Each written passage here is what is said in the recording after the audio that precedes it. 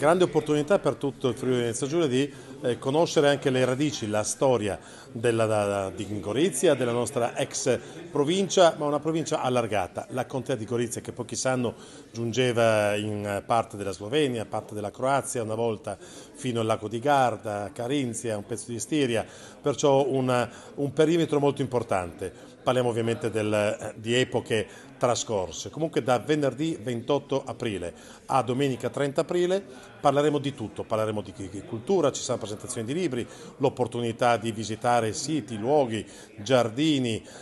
musei del nostro territorio, avremo la possibilità di sentire musica, avremo la possibilità di assaggiare la tradizione, ma non la tradizione di pochi anni fa, la tradizione radicata sul nostro territorio, legata all'enogastronomia, e perciò cominceremo venerdì alle ore 18, dove nel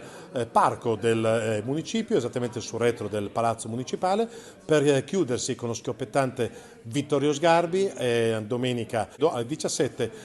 sempre se non pioverà nel giardino municipale, cioè del parco municipale, diversamente lo faremo al Teatro Verdi. Comunque un programma ricchissimo e schioppettante, parliamo di Gorizia, ma non soltanto di Gorizia, parliamo di tutto un territorio appunto molto più vasto, e perciò continuiamo nella nostra corsa anche culturale verso la capitale europea della cultura del 2025. Vi attendo tutti.